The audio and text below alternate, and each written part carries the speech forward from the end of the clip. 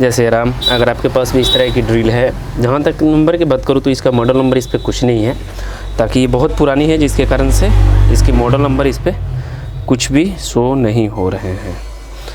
और क्योंकि इस पर नंबर प्लेट अगर लगा रहता तो आसानी से इसका मतलब वार्ड वगैरह जो भी होता सो पता लग जाता, लेकिन इस पर कुछ भी मोहर वगैरह सील वगैरह कुछ भी नहीं है, जिससे इसका मॉडल नंबर को तो हमको पता नहीं लग रहा है। लेकिन एक्चुअली इसमें प्रॉब्लम ये थी कि ये चल नहीं रहा था, तो हमारे पास आई बनने के लिए। तो बॉस का मशीन है, ड्रिल मशीन है, लेफ़्ट राइट दोनों काम करता है। लेफ़्ट राइट के लिए आपको यहाँ से ये वाला बटन दिया जाता है। तो हमने जब इसको ओपन किया तो इसका मैंने सारा ओपन करके चेकअप किया, तो हमको फाइनल इसका आर्मेचर ख़राब निकला। जैसे इसका बात करूँ तो ये पुराना वाला हमारा आर्मेचर हो जाता है, जो कि हमारा ख़राब हो गया। ख़राब क्यों हुआ था कि ऐसे देखो वायर कट गई, हो सकता है इसमें से कभी बैरिंग वैरिंग फूटे होंगे और वायर इसमें जा कर के कट गई, जिसके कारण से हमारी आर्मेचर डेड हो गई। ये वाली वायर दिख रहा है ना आपको, कट गई। तो हमको फाइनल इस तरह का आर्मेचर इसका बदलना पड़ रहा है। तो आखिरकार इसकी आर्मेचर कैसे बदली जाती है और इसको बदलने में क्या क्या चीज़ पार्ट लगते हैं, चलिए आज मैं पूरी जानकारी आपको देता हूँ। खोलने के लिए आपको पूरी जब इस तरह से पूरे जब स्क्रू इसको ओपन करोगे तो मशीन आपकी ऑलरेडी खुल के निकल आ जाती है। जैसे यहाँ पे 2 नट इसको ओपन करो, आपकी मशीन ये ढक्कन के साथ खुल जाती है। कार्बन आपका यहाँ पे लगा रहता है और फील्ड कॉइल आपकी ये हो जाती है। इसका फील्ड कॉइल काफ़ी स्ट्रॉन्ग टाइप देता है। हालांकि बॉस का मशीन है, फील्ड कॉइल से लेकर के सभी पार्ट जो होते हैं इसका प्रोडक्ट जो काफ़ी बेहतरीन होता है। एक चीज़ और ये मैं बताऊंगा आपको कि इसको जब आप ओपन करोगे तो फिर आपको ध्यान रूप से ओपन करना होगा, ताकि इसमें बहुत सारे छोटे छोटे स्प्रिंग भी लगे रहते हैं। अगर एक भी स्प्रिंग आपकी इधर से उधर बिखर जाती है तो फिर आपकी नहीं मिल पाएगी। तो हमने आर्मेचर कुछ इस ढंग का इसका ले रखा है। मॉडल नंबर की भी बात करूँगा, बताऊंगा आपको। एलिफेंट कंपनी का हमने आर्मेचर ले रखा है, जो कि काफ़ी स्ट्रॉन्ग टाइप हो जाता है। मॉडल नंबर की बात करूँ तो आपको दिखाई दे रहा होगा, आपका 13 RE का इसका हो जाता है, यानी कि 30 RE का इसका मॉडल नंबर हो जाता है।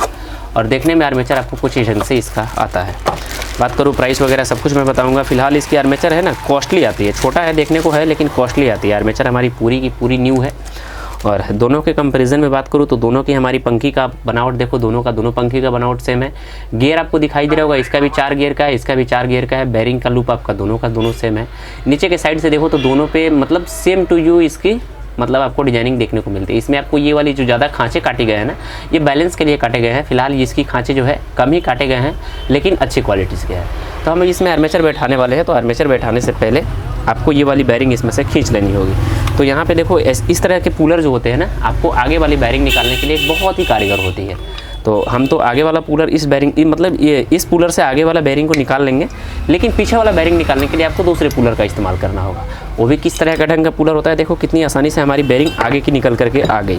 बैरिंग का नंबर की बात करूँ तो बैरिंग का नंबर आप देख सकते हो, इसमें 608 नंबर की बैरिंग लगी है, जो कि कंपनी जो लगा करके दी हुई थी वही बैरिंग अभी भी लगी है। इसमें कोई भी बैरिंग में चेंजेस नहीं देखने को मिली है। हमारा 608 नंबर का बैरिंग इसमें लगा है। आगे का भी 608 है और पीछे का भी 608 है। तो पीछे का भी हम इसी पुलर से खींच सकते हैं, जो कि आपको दिखाई दे रहा होगा। बट अगर इसमें अगर स्पेस आपकी कम होती है तो उसके लिए भी एक इस तरह के कूलर आते हैं, आपको दिखाई दे रहा होगा। इस तरह के भी कूलर आपको आते हैं, जिसमें कि आपको स्पेस जब कम होती है, यानी कि इस दोनों बैरिंग के बीच में स्पेस जब कम होती है तो ये वाली कूलर आपको लगानी पड़ती है। तो हमारी ये स्पेस है, इसलिए हम इस कूलर का उपयोग नहीं करेंगे। तो फटाफट से हम इस बैरिंग को निकालते हैं और पुराने वाले आर्मेचर से बैरिंग को खींच लेकर के और नए वाले आर्मेचर में हम डालते हैं। तो हमारा पुराना वाला बैरिंग ये वाला निकल चुका है। दोनों बैरिंग हमने इसमें से हटा रखे हैं। ये देखो दोनों बैरिंग आगे का और पीछे का दोनों बैरिंग आपका सेम नंबर के लगाए गए हैं, जो कि 608 और 608 का होता है। तो फटाफट से हम पीछे के साइड से पीछे वाले बैरिंग और आगे के साइड से आगे वाले बैरिंग को हम इसमें ऐड कर लेते हैं ना। एक चीज़ ये बताऊंगा, बैरिंग लगाने के बाद में आपको थोड़े से बैरिंग को मतलब ऐसे राउंड करके ज़रूर ही चेक कर लेना होगा, कि हो सकता है आपकी अगर बैरिंग कोई भी टाइट होगी तो उसको ग्रीस मोबिल या बैरिंग को चेंज ही कर दे, क्योंकि मशीन में आपका ग्रीस मोबिल नहीं होता है। ये जो ड्रिल मशीन होती है या कोई भी मशीन होती है, इसके बैरिंग की ग्रीस मोबिल नहीं की जाती है, डायरेक्ट ही चेंज कर दी जाती है। अब देखो बैठाने के लिए सबसे इंपॉर्टेंट आपका होता है इसका बनावट का बात करूँ तो काफ़ी मतलब अलग ढंग से इसका मतलब बॉडी का जो बनावट होता है ना, काफ़ी अलग ढंग से बनाई रहती है मशीन। तो आप आसानी से फील्ड कॉइल को ऐसे उठा लो ऊपर के साइड और ऐसे देखो इसको यहाँ पे हम लगा लेंगे। और यहाँ तक लगाने के बाद में अब इसमें हम कार्बन भी साथ साथ ही लगाएंगे, ताकि अगर आप लगा देते हो ऐसे ही तो फिर आपको बाद में कार्बन नहीं लग पाएगी। तो इसलिए आपको साथ में ही इसका कार्बन लगाते हुए चलना पड़ता है। तो ये हमने कार्बन भी लगा लिया है और कार्बन साथ में इसलिए लगाए चलते हैं क्योंकि अगर आप दिखाते हैं, आपको बताते हैं कि अगर आप फिक्स कर देते हो तो फिर आपकी कार्बन बाद में नहीं लग पाएगी, इसलिए हमको साथ में ही कार्बन लगाते हुए चलना होगा। तो मशीन हमारी बैठ गई है। कुछ सिचुएशन में ऐसे होते हैं कि आपकी मशीन उल्टी दिशा में चलने लगती है, तो उसको भी मेजर की जाती है। तो आखिरकार उसको कैसे मेजर की जाती है वो भी मैं आपको बताऊँगा। फिलहाल हमने यहाँ तक तो इसका इंस्टॉलेशन कर लिया हुआ है। अब देखो, एक इम्पोर्टेंट पार्ट आपका ये वाला आता है जो कि कहाँ लगा रहता है वो भी मैं आपको, ये बेरिंग का हब होता है। बेरिंग को हब को भी हमको साथ में ऐड करते हुए जाना है। ऐसे देखो, लगा लिए हमने, बेरिंग का हब भी हमारी बैठ गई है। इस बेरिंग के हब को ज़रूर लगानी होगी। उसके बाद में हमारा बारी आता है इसका लगाने का। तो ये देखो, इसमें बॉल भी लगे हैं, स्प्रिंग भी है एक छोटी सी, और गियर भी है। तो ये वाली गियर हमारी इस पर मूवमेंट करेगी। तो हमको ये वाली जो गियर होती है ना आपकी, देखो गियर को आपको अंदर के साइड डाल करके, ऐसे देखो अंदर के साइड डाल करके हमारी मशीन का इंस्टॉलेशन हो चुका है यहाँ तक, यानी कि हमारी आर्मेचर अब लग चुकी है। राउंड करके भी चेक हमने कर लिया, मशीन हमारी अच्छी खासी रन कर रही है। अब देखो बॉडी को हम लगाते हैं। तो हम सपोज़ के लिए मशीन बैठाने के बाद एक दो नट को ज़रूर टाइट ही कर लेना होगा, ताकि अभी आपको टेस्ट करना होगा। तो आप पूरा अगर नट कस लेते हो एक साथ में तो फिर परेशानी बढ़ जाएगी।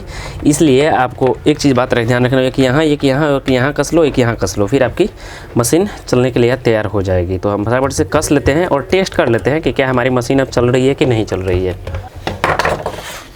देखो हमारी मशीन पूरी तो अभी मतलब कसी जा चुकी है। अभी पूरा वायर नहीं कसे हैं क्योंकि अभी हमको टेस्ट करना है। तो अब देखते हैं कि क्या हमारी मशीन चलती है कि अभी बैठी है।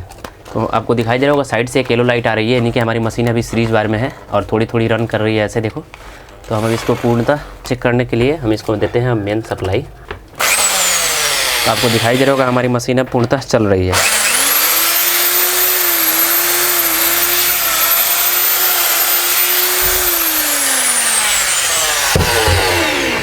तो अब फटाफट से इसका पूरा स्क्रू टाइट कर लेना होगा ताकि कोई भी आग वगैरह चिंगारी इसमें नहीं है। तो एक चीज़ ये मैं बताऊँ कि अगर आपकी मशीन ख़राब होती है ना तो इसका नंबर कंफ्यूज होता है। तो नंबर तो जैसे मैंने आर्मेचर का नंबर आपको फिर से बता देता हूँ। मैंने एलिफेंट कंपनी का इसमें आर्मेचर यूज़ किया हूँ जो कि काफ़ी बेहतरीन टाइप आता है। तो हमने एलिफेंट का आर्मेचर आपका 13RE का मैंने इसमें आर्मेचर यूज़ किया है जो कि काफ़ी बेहतरीन होता है। तो लगाने का तो विधि आपने समझ लिया होगा कि ऐसे इस तरह से सारे सेटअप को बैठाई जाती है। और प्राइस में आपको चलते बता दूँ तो प्राइस आपकी बहुत ही कॉस्टली आती है। और ऑलमोस्ट आप समझ सकते हो जैसे 800 का काम करते हो आप, मतलब 600 का काम करते हो, उसके मतलब अकॉर्डिंग इसका प्राइस बहुत ही हार्ड होता है क्योंकि उससे इसका 100 रुपये ज़्यादा होता है आर्मेचर का प्राइस। इसलिए आप समझ सकते हो। तो मैं बता नहीं सकता हूँ ताकि आप समझ सकते हो मैं क्यों मैं नहीं बताना चाहता हूँ। तो फिलहाल आपको ये जानकारी छोटी सी कैसी लगी जरूर बताइएगा। मिलते हैं नए वीडियो में। आपका भाई प्रिंस,